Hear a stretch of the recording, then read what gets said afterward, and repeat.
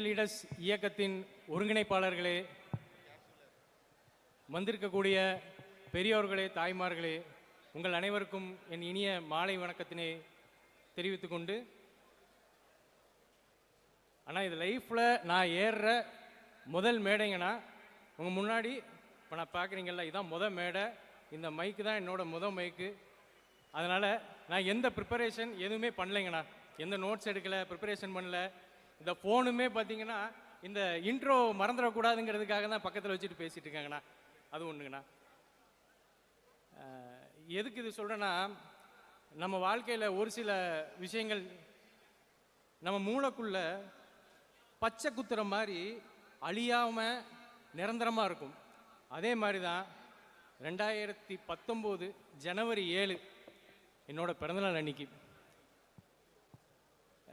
எங்கள் அப்பாவுக்கு உடம்பு சரியில்லை. நம்ம வர்ணனையாளர் சொன்ன மாதிரி அது எங்கள் அப்பா. அந்த உறவு வந்து என்னோட அப்பா, என் மதிப்பிற்குரிய, பாசத்திற்குரிய, என் உயிரினும் மேலான என்னோட அப்பாவுக்கு தான் நான் ஒரு பையனாக அதை கொடுத்து என்னோட கடமையை நான் ஒரு பையனாக நான் செஞ்சுருக்கேன். இது ஒரு பெரிய ஒரு இந்த இந்த ஒரு இது எப்படி சொல்கிறது, ரெகக்னைஸ் பண்ணுற அளவுக்கு பெரிய ஒரு விஷயம்லாம் நான் அது மாதிரி இது நினைக்கங்களா.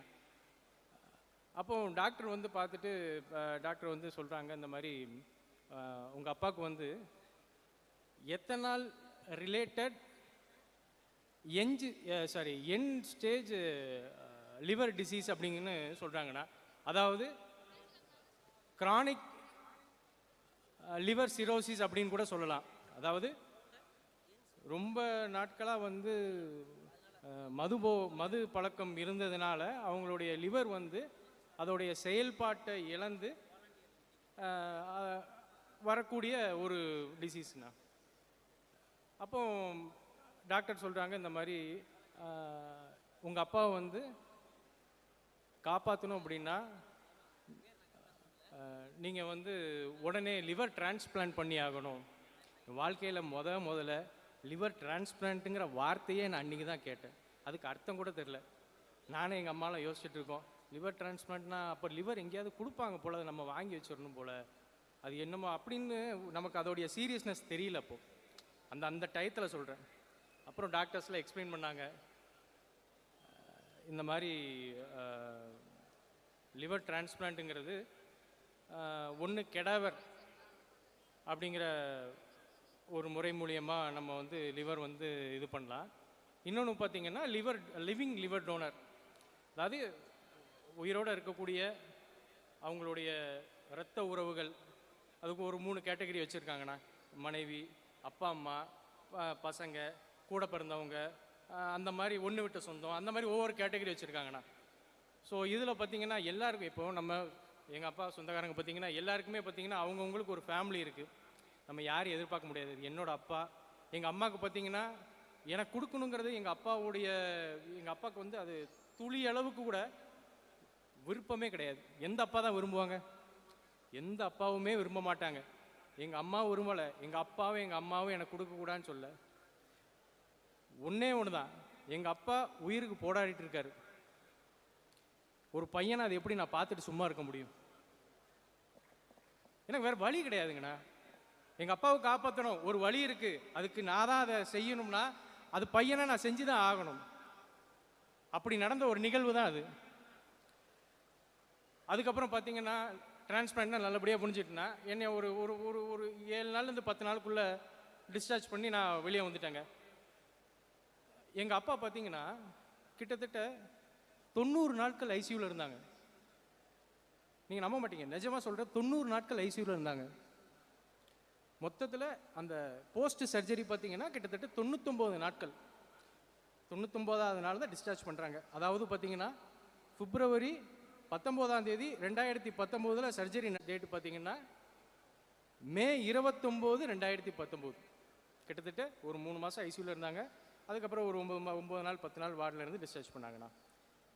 இவ்வளோ ஒரு காம்ப்ளிகேட்டடான விஷயத்துக்கு பின்னாடி இருக்கிற ஒரே ஒன்று பார்த்தீங்கன்னா மது பழக்கம். எங்கள் அப்பாவுக்கு சத்தியமாக தெரியாதுங்க. 2017 இந்த லிவர் டிரான்ஸ்பிளான்ட்டுக்கான அந்த லிவர் பிரச்சனைக்கான சிம்டம்ஸ்லாம் உடம்பு ஒன்று ஒன்றா காட்ட ஆரம்பிச்சது, அங்கே இங்கேன்னு ஒன்று ஒன்றா காட்ட ஆரம்பிச்சது. நாங்கள் ட்ரீட்மெண்ட் எடுக்க ஆரம்பித்தோம்.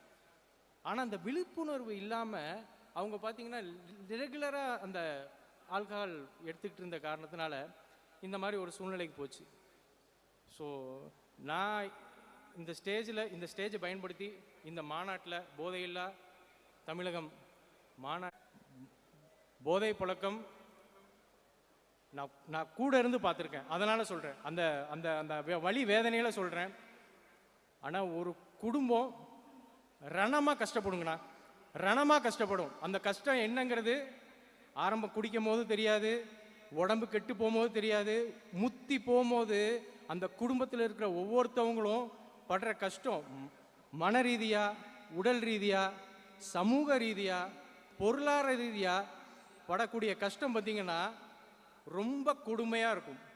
நான் இருந்து அனுபவித்ததுனால என்னோட அனுபவத்தை அவங்க கூட ஷேர் பண்ணிக்கிறேன். ஆனால் தயவு செஞ்சுங்க, நான் எல்லாரையும் கையெடுத்து கும்பிடுறேன், தயவு செஞ்சு போதை பழக்கத்தில் இருக்கிறவங்க தயவு செஞ்சு உடனே வெளியே வாங்க. உங்கள் உடம்புல இருக்கிற அந்த கல்லீரல் இருக்குது பார்த்தீங்களா, ஒரு அருமையான அது உடல் உறுப்புங்கண்ணா. ஏன் சொல்கிறேன் அப்படின்னா, இன்றைக்கி நீங்கள் குடிக்கிங்க அப்படின்னா நாளைக்கு அது கெட்டு போகாது, ஓகேங்களா?